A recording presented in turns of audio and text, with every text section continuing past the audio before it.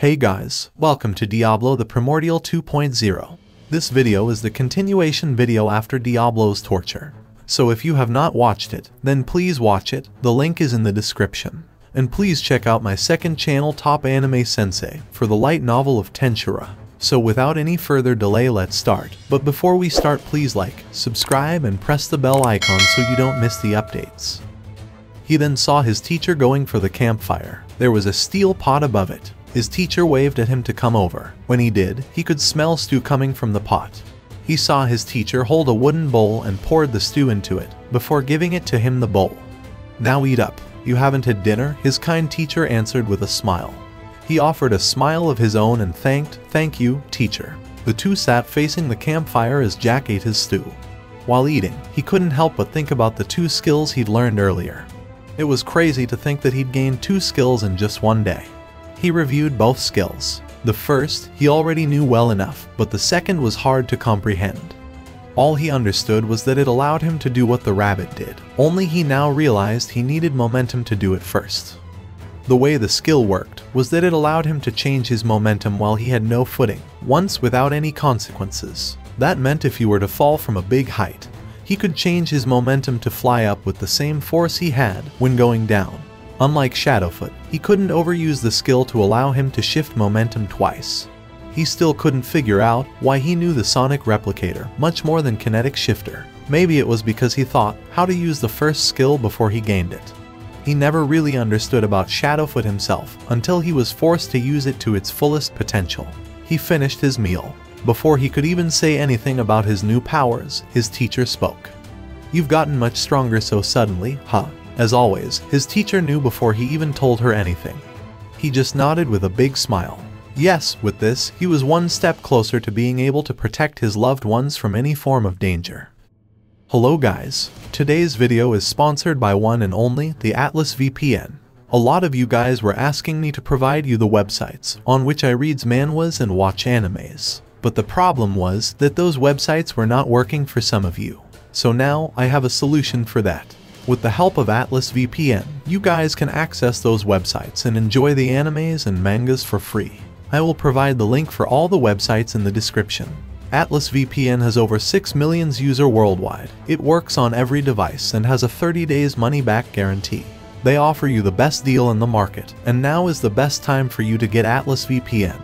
Because if you go to the description and use my link, you will get an 85% off with 3 months free, means in just $1.83. And the best part about Atlas VPN is that it protects your identity without slowing down your device. Its interface is very easy and it has tons and tons of features. Not only you can enjoy all the animes, manhwas, manga, but you will be protected as well.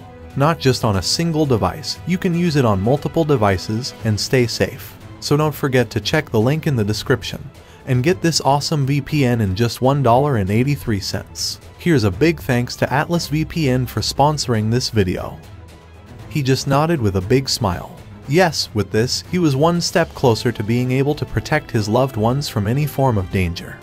Tomorrow, we'll test your new skills. After that, I'm going to teach you unarmed combat, his teacher told him as she grabbed his empty bowl from him.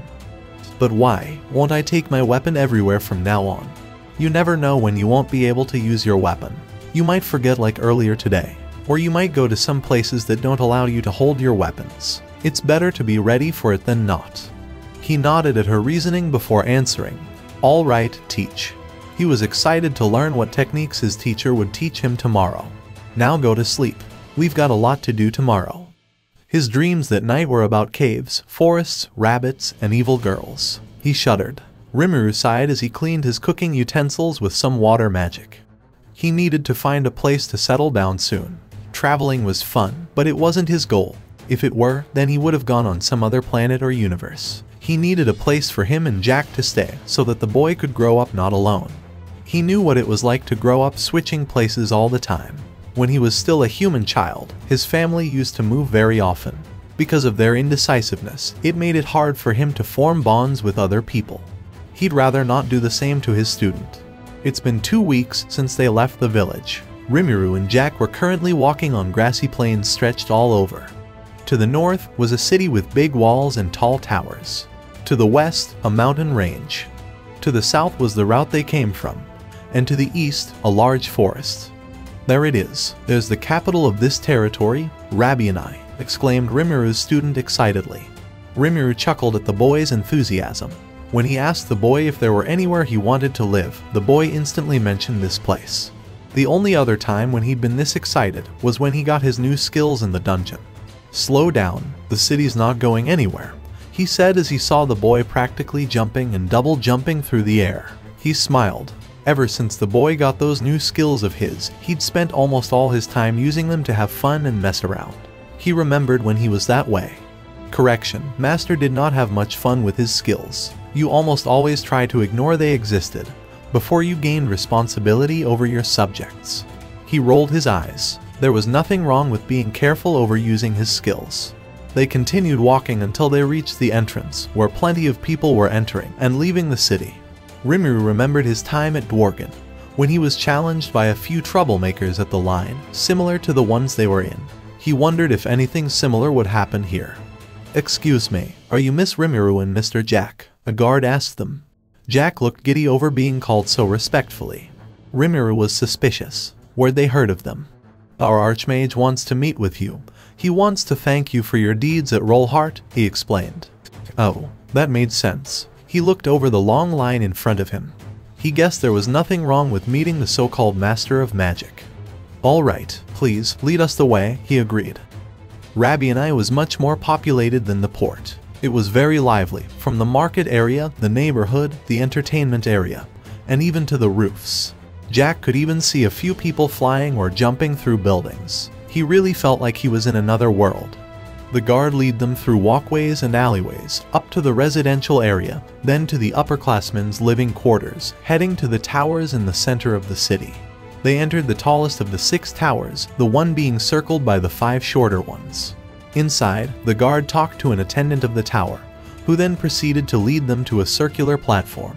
When Jack, Rimuru, and the attendant were all on the platform, it suddenly moved upwards, startling the boy. His teacher held his shoulder to prevent him from jumping off it, and calmed him down by rubbing his head, and telling him it was safe. When he calmed down, he was able to hear and make a mental map of the place. All he heard were people busily moving around, and doing some important-looking things. He shook his head. When they reached the topmost room, the attendant opened the door and escorted them inside before leaving. He clicked his tongue, scanning over the place. It was a high-ceiling room with many items inside. A few he recognized, while most he didn't. He saw books on the shelves, potions on the racks, parchments on the tables, and many more. Across the room was a desk, where an old man sat behind it. He had a white beard and wore a velvet robe. "Welcome, esteemed guests. I have been wanting to meet you for quite some time now. Please, sit down," the old man said with a smile, "and that's it. Thank you so much for watching. And if you guys have not watched my other videos, then please watch them. The links are in the description. And don't forget to like, subscribe, and press the bell icon so you don't miss the updates.